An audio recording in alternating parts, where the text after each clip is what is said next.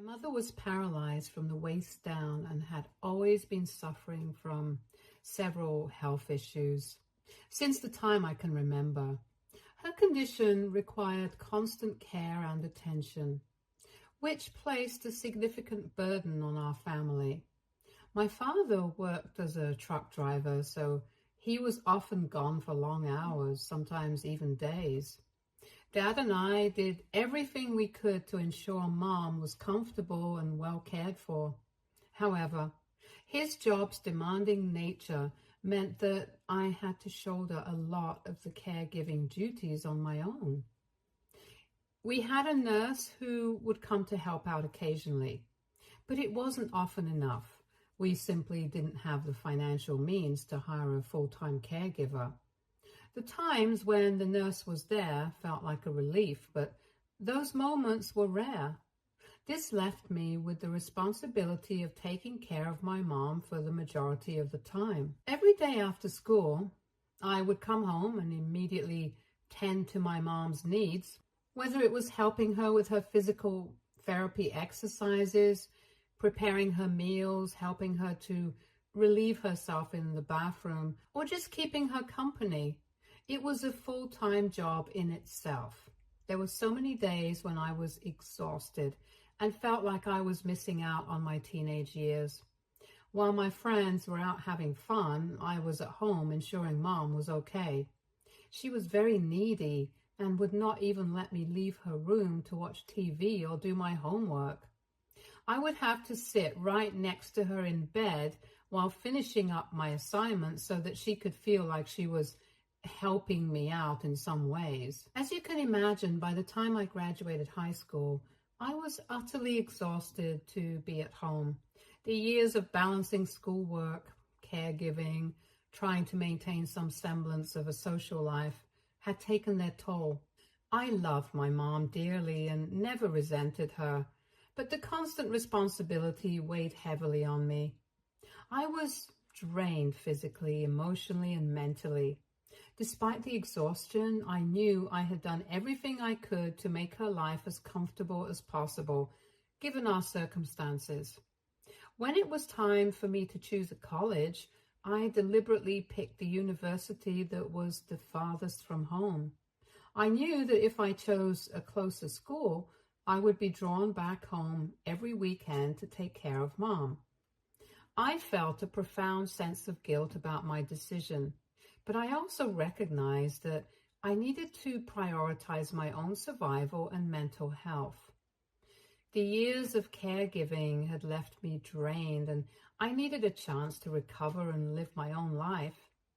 My parents were not happy with my choice. My dad, in particular, insisted that I drop out of the university and take a gap year. He wanted me to apply to universities nearby so that I could continue to help take care of Mom. Meanwhile, Mom kept telling me that I could never live without her and that I was abandoning my family in their time of need. I argued back, saying that I had spent my entire life living under their rules and taking on responsibilities that were not typical for someone my age. I told them that it was time for me to get out and live my own life. My dad threatened to cut me off financially if I didn't listen to him. In a moment of anger and frustration, I told him it was time for him to step up and take care of his wife, instead of expecting a child half his age to shoulder the burden. My parents were furious and made their indignation clear. Mom cried for days, pleading with me to reconsider my decision. Up until the day I had to move out, she kept begging me to stay. Her tearful pleas and my dad's stern disapproval weighed heavily on my heart. But I stood my ground, knowing that if I didn't take this step, I would never be able to live my own life or heal from the years of emotional and physical exhaustion. It was one of the hardest decisions I ever had to make, but I knew it was necessary for my own well-being. When I finally moved into my college dorm, it felt surreal. I couldn't believe that I was finally free from the responsibilities that had defined my life for so long. The dorm room with its simple bed, desk, and closet, symbolized a new chapter. I was overwhelmed with a mix of emotions, relief, excitement, and a touch of sadness for leaving my family behind. During college, I tried my best to stay in touch with my parents. My dad, however, always resented me for leaving. Our conversations were often strained, filled with underlying tension and unspoken accusations. He couldn't understand my need to get away, and he held on to his bitterness. My mom, on the other hand, missed me terribly. Over time, she began to understand that I had no choice but to leave. She realized that I needed this break for my own well-being because I had to take care of my mom from such a young age. I made the decision quite early on in my life that I never wanted to have children, and my mind has never changed. My entire childhood and teenage years were spent taking care of an adult, and I felt I didn't have the mental and emotional capacity left in me to take care of anyone else in the future. I was always clear about this choice with every guy I have ever met. For a long time, I chose to remain single rather than date men who, despite knowing my decision to remain child-free, would hope that I would eventually change my mind. When I didn't change my mind, they would get angry, saying how women were supposed to have children and that it was ungodly of me to deny them. Their reactions reinforced my decision to stay single. I refused to let them pressure me into a life I didn't want, and I was determined to find someone who would accept me for who I was, without the expectation of motherhood. This is why, when I finally met James, who didn't want children just like me and instead wanted to travel the world, it felt like a match made in heaven. From the moment we started talking, I knew he was different. James shared my passion for travel and exploration, and also my firm decision not to have children. He told me that he had undergone a vasectomy a long time ago because he was sure he never wanted to be a father. It was such a relief to find someone who was on the same page as me. Besides our shared interest in remaining child-free, James was kind, helpful, and intelligent. His spontaneity matched mine perfectly, and together we could just up and travel anywhere we wished. With James, I've been over 20 different countries. Our adventures have taken us from the bustling streets of Tokyo to the serene beaches of Greece, and each journey has been an incredible experience. Now, don't get me wrong, we're not rich, and neither do we come from wealthy families. However, because we don't have children and both of us are adaptable adults, we've been able to keep our priorities straight. We prioritize experiences over material possessions, and we live frugally when necessary to save up for our next trip. Our love for travel and our commitment to living a child-free life had brought us closer together. It's a partnership based on mutual understanding and shared dreams, and it has made our life together incredibly fulfilling. Everything with James is great, but I can't say the same about his family. Early on, James warned me that his mother and sister are very difficult to get along with. He shared multiple stories about how these two women have always judged every girl he has ever dated, never really approving of them. Over the years, his family has been consistently judgmental and always had an opinion about his lifestyle. James enjoys being a free spirit, embracing spontaneity and adventure, but his family has always wanted him to settle down and have a traditional job. This clash of values has been a significant source of tension between them. The situation escalated dramatically back when James decided to get a vasectomy. His mother, Vinnie, was furious when she found out. She was so angry that she stormed into his workplace and yelled at him in front of everyone, expressing her shame and disappointment that he did not want to become a father. She told him she was ashamed to have given birth to a son like him. That incident was a turning point for James. The public humiliation and the lack of respect for his personal choices made him realize that he needed to distance himself from his family. Since then, he has reduced his contact with them as much as possible.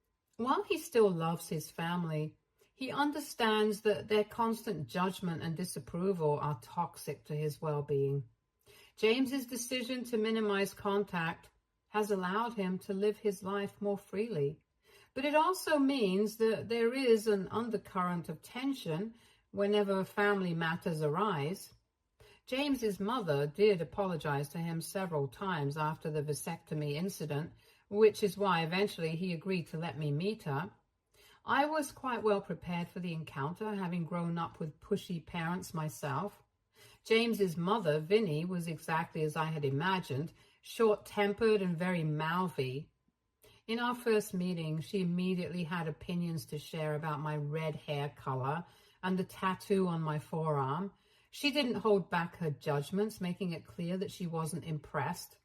When she asked about my parents, I told her about my mother's disability. Vinnie then made a shocking comment, asking if that was why I wanted to marry James, so he could help me take care of my mom. I was taken aback, especially since James hadn't even met my mother at that point. Besides, why would I need to marry a man to take care of my mom? Her ridiculous words made me laugh out loud. Vinnie didn't like that at all and said she found my laughter very insulting. I didn't care and just kept eating my food without apologizing to her. Over the years, our relationship has never improved, but I've never sweated about it. I let her do her thing and I do mine. Her opinions and judgments don't affect me, and I maintain a polite but distant relationship with her. However, the main villain in my life isn't my mother-in-law, since I can pretty much handle her. It's actually my sister-in-law. She has always hated the fact that I don't want children as much as James. She had always expected her brother to meet a woman who would eventually change his mind and force him into becoming a father. Instead, James met me, who shared his interest in not having kids, and this infuriated her. When she found out that we both wanted to remain child-free, she asked me what the purpose of my life was. I told her that my purpose was to live my life just like every other person, doing the things I wanted to do. However, she argued, questioning the point of God giving me a uterus, as if the sole purpose of a woman is to become a breeding animal. I responded that just because one has a uterus doesn't mean they have to use it, and that people who don't want to have children shouldn't be forced to take on kids they can't manage. Nothing would damage a kid more than having parents who don't know how to take care of them, despite my explanations. Sister-in-law just shook her head and kept telling me how James and I were going to regret our decision when we were older and had no one to take care of us. I quipped back that I didn't want to have children just to have insurance for them to take care of me, as there's no guarantee they ever would. I also mentioned that I would feel much more comfortable at an old age home with nurses and staff who could take care of me if such a situation ever arose when we were older. Sister-in-law never bothered listening to me, as you can already imagine. Over the years, she has done everything in her power to force us to change our minds. It all started with her having children and then calling us every other weekend to take care of them. Now, James and I love our nephews and niece, but spending time with them for 3 to 4 hours isn't going to change our minds about not wanting kids. Currently, James and I are working hard to build our marketing agency, even though it has just started. We've already onboarded a few well-paying clients. This time is crucial for us, and we know we have to work very hard to retain them for a long time. At this stage, we also rely heavily on word of mouth from these clients to spread the word that we're a good agency for their brands. Because of this, James and I have been very busy with work and haven't even traveled anywhere. Sister-in-law is well aware of this. However, without ever checking in on us, she will just drop her kids off at our place, unannounced. She will give us excuses that she needs a break or has to buy groceries, but will be gone for hours on end. Whenever this happens, James tries to take care of the kids for about an hour before he gets quickly irritated. He then ends up switching on the TV for them and lets them watch whatever they want to. Kids being kids get quickly bored and want attention, so then they start wailing or fighting amongst themselves, which is when I am forced to leave my work and play with them. I know they're just kids, but due to all of this, I've started to resent them, and I know for a fact that James does too. This situation is frustrating because we are trying to build something important, and every interruption feels like a step backward from our future. Despite my best efforts to maintain a good relationship with my sister-in-law, her constant disregard for our time and work commitments is creating a significant strain. We have had several talks with her, but she just dismisses our feelings, saying her kids are practically related to us by blood and that we should learn to live with them. This is why, for the past 2 months, James and I have been escaping to cafes to work, just to avoid his sister's unannounced child drop-offs. Whenever she would show up at our place, we'd tell her we were out meeting a client or had an important meeting that day. This way, we knew she couldn't leave the kids with us any longer. Of course, my sister-in-law would get furious that we were unavailable and would demand we come back home, but James would argue back, insisting she needed to watch over her own kids instead of pushing them onto us all the time. Later, my mother-in-law would call James to reprimand him about not helping his sister enough and how difficult it is for her to be a parent of 3. I would encourage James to tell her that if she cared so much about sister-in-law, then she should start taking care of the children herself. This would infuriate mother-in-law even more, as she'd then make excuses about being too old and having done more than enough. She would then continue to insist that we were young and needed to be around children. While we respected her perspective, we couldn't compromise on our priorities. The cafes provided us with a sanctuary where we could concentrate on client meetings, strategy sessions, and creative work without the unexpected disruptions that came with sister-in-law's unannounced visits. This strategy has been working well for us for quite some time, and while it hasn't resolved the underlying family tensions, it's given us the space we need to prioritize our work and maintain our sanity. Recently, my mother succumbed to her ongoing illness. When my dad called to deliver the news, I was devastated and completely shattered. Despite the distance that had grown between me and my parents over the years, I still loved my mother deeply, and the realization that she was no longer with us was incredibly painful. James and I immediately booked a car to drive back home, a journey that would typically take 3 to 4 hours depending on traffic. However, just as we were on our way, sister-in-law called James. She informed him that she was exhausted and needed a mental break, asking him to take care of her kids.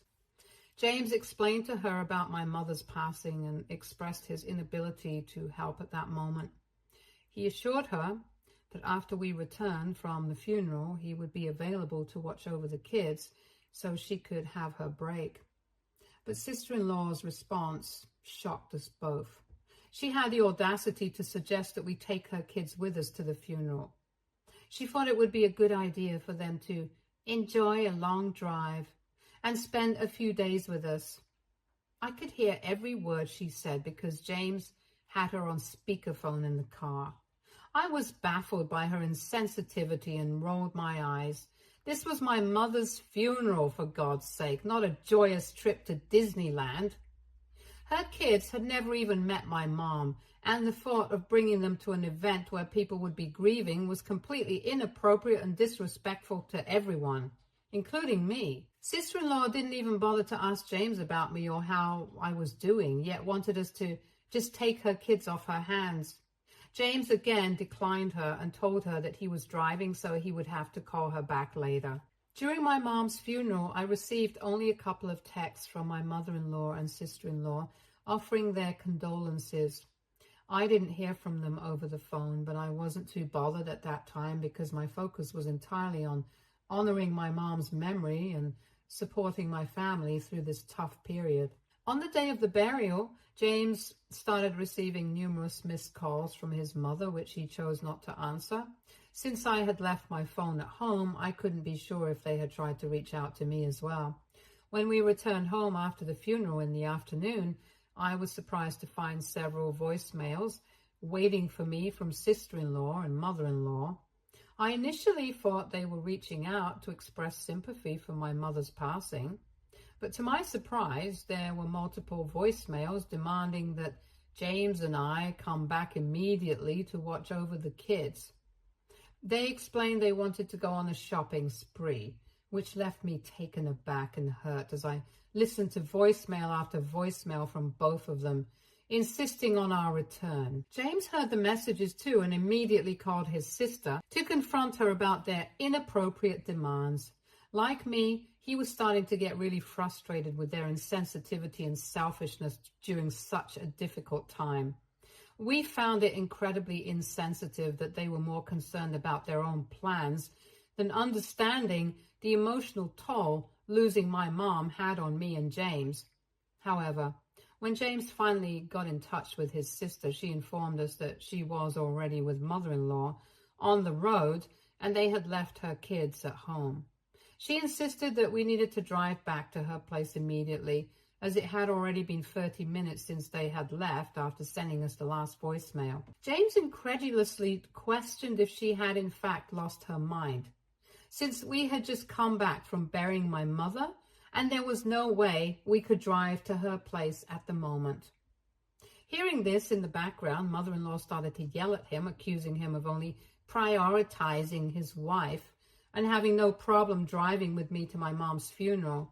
She said he should also prioritize his family and have no issue driving back immediately and taking care of his nephews and niece. James pointed out how they could not just force us to drop everything for the kids, especially when we were still in mourning. However, sister-in-law defended herself, stating that she had left the TV on and provided enough food for the children, so we didn't have to do much for them. But she insisted that we needed to return home as soon as possible because the kids would get hungry soon. My eyes widened in shock as I started to realize that she sounded quite serious. As a result, my husband and I decided to drive to her home, even though we were exhausted. We called sister-in-law several times throughout our drive, but she let our calls go to voicemail each time. We kept hoping and praying that she was probably pranking us and that she would not actually abandon her own children. When we finally arrived at her place, our worst fears were tragically confirmed. We entered her living room to find all her 3 kids in a state of distress, hungry, crying, and visibly shaken. The sight of their tear-streaked faces and desperate cries tore at our hearts. It was clear they had been left alone for far too long and looked very relieved to see us there. Immediately, we rushed to comfort them, providing food and soothing words as we assessed the situation. Guilt and anger surged within us, and how could sister-in-law have been so reckless, so indifferent to her own children's well-being?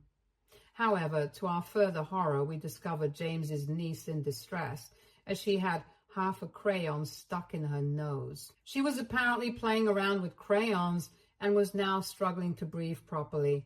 We had no idea how long she had the crayon up in her nose, so we immediately dialed 911, explaining the urgent situation. We also had to explain how sister-in-law had abandoned her children, leading to their critical condition since we didn't want to be implicated in this incident. The ambulance and police arrived swiftly, and we recounted the events. We informed them about how we were at my mother's funeral and then had to rush back home after sister-in-law had already left the kids all on their own. Eventually, CPS was notified, and by then, we knew this was a serious matter. Later, when sister-in-law and mother-in-law arrived, seemingly oblivious to the severity of the situation, carrying multiple shopping bags, they were shocked to see police and CPS personnel speaking with us. Sister-in-law erupted in anger, accusing us of betraying her and attempting to harm the custody rights of her children. She tried to explain how she had left the kids at the safety of her home and that she knew me and my husband would drive back home immediately, so her kids were never actually in any real danger. Fortunately, CPS and the police didn't agree with her. Following these events, sister-in-law has been arrested for abandonment, and the children have been put under our care temporarily since their father lives in another country and will take some time to fly back home. Mother-in-law is furious at James and me for involving the authorities and has threatened legal action against us. According to her, we have mentally harassed and endangered her daughter by getting her arrested for no reason, as this could lead to sister-in-law losing custody rights permanently. Are we the a-holes for reporting sister-in-law and possibly ruining her life? Update 1. Okay, so instead of repeating myself in the comments, I'm going to clear up a few things here. James's father passed away when he was quite young. This is why mother-in-law and sister-in-law have always been so involved in his life, as they both feel they have practically raised him together. Obviously, that's not true, because according to James, his mother and sister used to abandon him as a child all the time to do their own thing, so he learned to pretty much take care of himself all on his own. This is also the number one reason why he has never wanted to have kids after watching his mother be such a terrible parent to him and his sister. My husband does stand up to them all the time, but they just refuse to take no for an answer. Sister-in-law and her ex-husband are divorced. Her ex currently lives in another country for his job, but he's flying back soon to take on the responsibility of the kids. He does pay child support every month, as well as had to pay a hefty alimony during his divorce, which is how sister-in-law can afford to live a lavish lifestyle without a job. Since the court generally lets mothers have full primary custody of the children, they have been living with sister-in-law as a result, and the father comes and visits the kids every other month. I don't think he had any idea that his wife would regularly abandon their kids at our place, because we have never talked to him, but we are planning to have a sit-down with him when he arrives and let him know everything that has been going on. As of now, the kids are doing okay with us. They don't look traumatized, and we are doing our best to take care of them as much as we can. Unfortunately, James and I don't think we can take care of the children permanently in the future. We are not equipped to take on this responsibility, and we are grateful that their father will be arriving soon. Yes, mother-in-law is still threatening to take us to court. However, after reading all your comments, I feel much better knowing that she doesn't really have any legal grounds to stand on. As usual, she's just probably trying to intimidate us and refusing to accept her own role in encouraging sister-in-law to abandon her kids that day. Update 2. So sister-in-law has been released on bail currently thanks to her lawyer. However, this arrest is going to seriously affect her upcoming custodial fight with her ex-husband.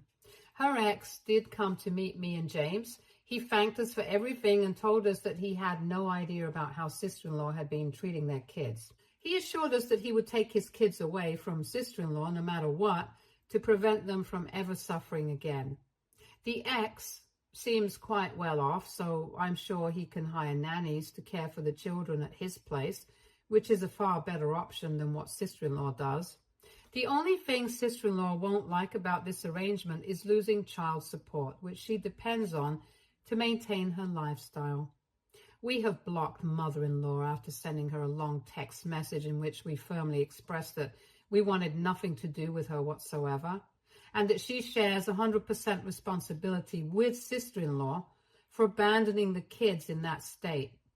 We further informed her that we were done with her narcissistic behavior, and if she ever approached us again, we wouldn't hesitate to get a restraining order against her. We are hoping this makes her stop contacting us ever again in the future. Update 3. I know it's been several months since I last updated, but I wanted to come here and give a final update about sister-in-law. It turns out she lost custody and the judge rightfully let the father take full custody of the children. Sister-in-law's neglect and abandonment of the kids were crucial factors in the court's decision. During the custody battle, several witnesses, including us, testified about the conditions we found the children in and sister-in-law's irresponsible behavior. I also testified about the multiple times sister-in-law would drop off her kids at our place and practically force us to take care of them. In the end, the judge deemed it in the best interest of the children to be under their father's care, given his stable situation and commitment to providing a safe, nurturing environment. On the day of the court ruling, sister-in-law told me and James that we had no right to involve the authorities and that all we had to do was keep our mouths shut and take her children to the hospital if one of them needed any medical attention. She called me several insulting words and accused me of being jealous of her. James told her that this was probably the last time we would ever be in the same room together and threatened to take legal action against her, just like we had given the same warning to mother-in-law. Fortunately, over the past few months, the children have become adjusted well to their new living arrangements with their father. They are finally surrounded by the love and support they deserve.